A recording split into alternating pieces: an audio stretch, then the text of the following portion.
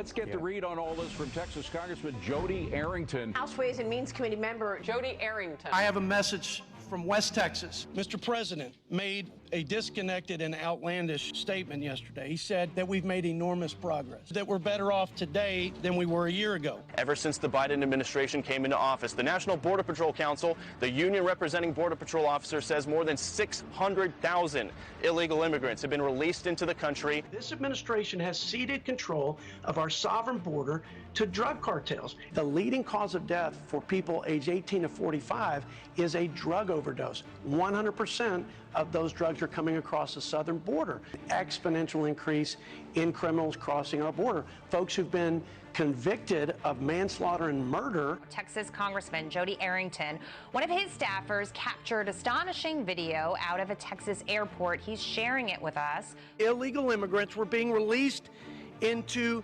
neighborhoods and communities in my district. They couldn't tell me how many. They couldn't tell me where they came from. They couldn't tell me who was going to follow up, when they'd show up for court. They had nothing. There's a constitutional empowerment of states when there's an invasion, and I believe this is an invasion by all accounts.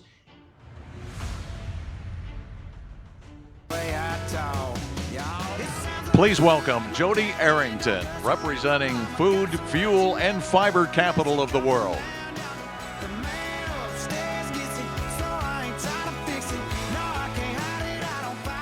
God bless Texas, y'all. Well,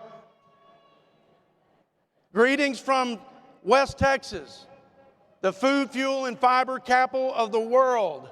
I'm proud to represent the hardest working, God-fearing farmers, ranchers, and energy producers in all the land.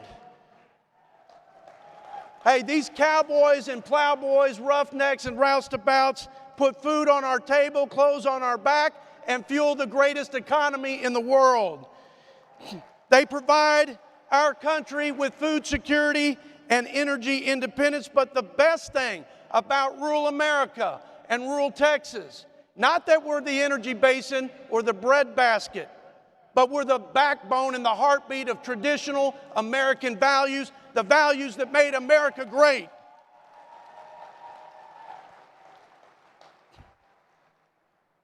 I'm thrilled to be here with my friends and fellow Texas Republicans. You represent so well that unrivaled and indomitable spirit of Texas in our fight for our freedom, for our values, for our way of life in this great country, and for the future, for my children and your children and grandchildren in the greatest country in all of history, in this experiment in liberty and democracy. God bless y'all. Thanks for being in the fight. Since going to Washington, I've realized that not all Republicans are created equally. They're not all like the Republican Party of Texas. We may have a different view here in Texas of what true liberty and limited government means, what self-determination and the sovereignty of states mean, what free markets and America First policies mean, why the Second Amendment exists. Not just for sportsmanship, not even for self-defense against a crazed or violent criminal, but our founders understood well we needed an armed citizenry as a last check on tyranny.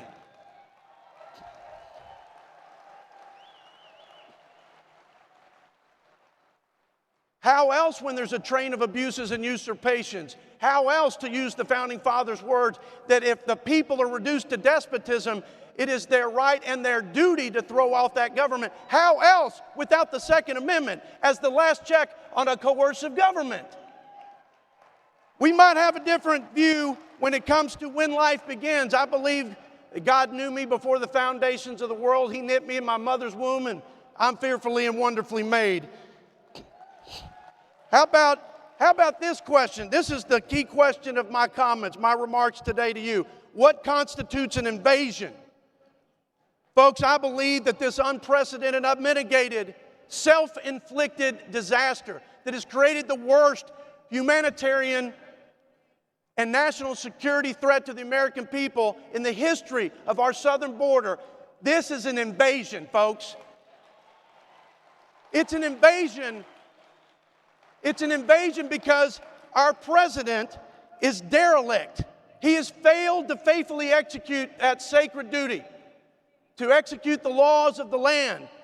He's failed as our commander-in-chief in his first job to protect the American people and provide for a common defense. He has willfully and intentionally deconstructed and repealed the effective Trump policies that reduced illegal crossings by 70% and effectively secured our border. This president has returned to the lawlessness and chaos of catch and release. He's created this disaster. He has encouraged people, vulnerable people who are being exploited and abused and sexually assaulted to make that dangerous journey. He's enriched the drug cartels and aided and abetted what is happening to this great country. He's defying Congress. He's defying court orders. Folks, President Biden has ceded control of our sovereign borders to paramilitary, narco-terrorist cartels. And they have flooded our country with drugs and crime and criminal elements, and a cost so incalculable to our society, to our culture.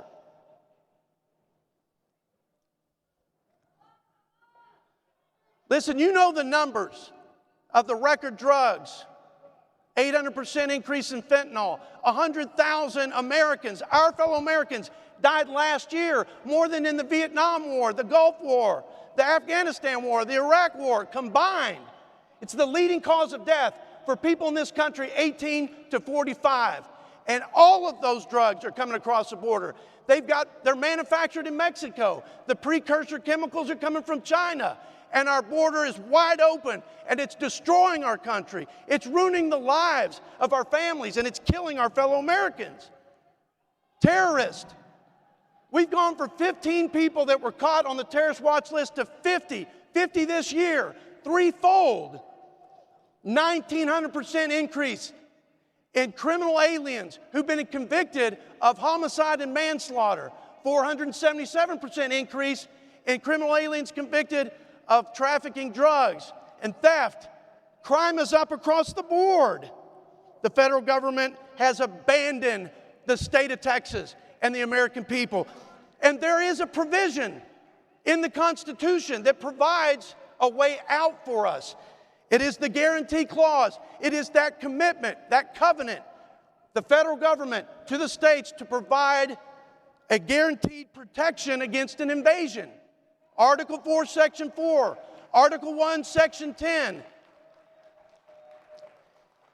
Listen, the federal government did not create the states. The states created the federal government.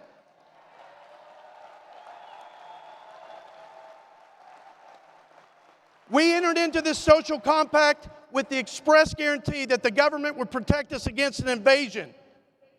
It's time to exercise that sovereignty, that muscle of state sovereignty that is atrophied. Never is it more important to do that than now. We're running out of time. Our state and our country can't take 2.5 more years of this. I filed a resolution, HRES 50. I have members of Congress from 26 states on it, affirming states' sovereign right to defend itself against what's happening at the border.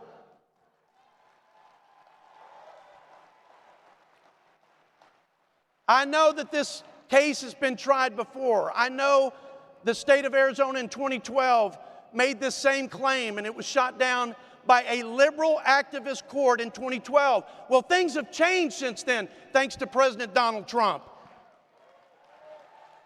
And I want you to know, I stand with Antonin Scalia, who said if securing its state is not within the power of Arizona, or I would insert Texas, we should cease referring to it as a sovereign state.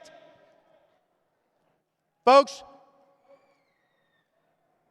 we must exercise our sovereignty, secure our border, and protect our citizens. It is not only our right as a state in this great country.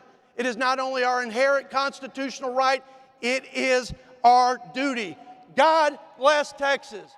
God save the Union. And God bless you all. Go West Texas. Let's go.